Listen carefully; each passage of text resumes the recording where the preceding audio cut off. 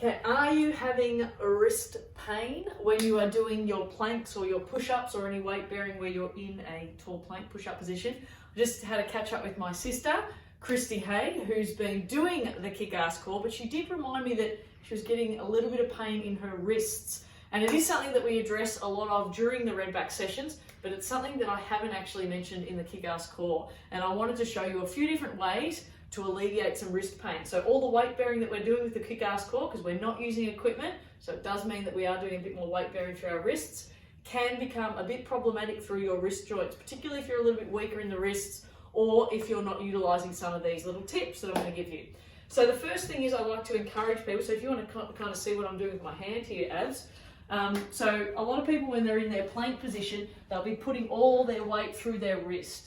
What I like to encourage people to do is actually spread your fingertips out and really try and grip the ground and use your whole hand to distribute that weight. So you diffuse that weight across your hands when you're in the plank. So you can really see like my knuckles are going white because I'm really gripping the ground with my whole hand and all that pressure's not going through my wrist. If that doesn't help, you've got more alternatives. So things like get yourself up on a bench, on a couch, on a chair, drop to your knees, so take some weight off your wrists. Or you could change the angle of your wrist. So you might find that being on your knuckles, where your wrist is now nice and straight, it's not cocked or bent, that means that you can do your plank variations. If you're struggling with balance, you might like to integrate something like the dumbbells. And that will give you the balance to be doing whatever we're doing with our legs, whatever we might be doing. And again, you can see that the angle of my wrist is not as great. If you don't happen to enjoy being on your knuckles or you don't have a set of dumbbells, then grab yourself a towel or I haven't prepared one, but grab yourself a jumper. So let's have a look at how this works.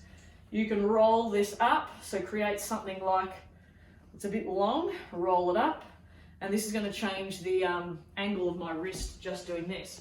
So I roll this up, I'm going to grip the ground, and this has changed the angle on my hand. So I'm still going to diffuse the weight around my fingers, but my wrist is not bent as much, so there's not as much pressure going through these carpal bones. So a few things for you to try if you are getting sore wrists.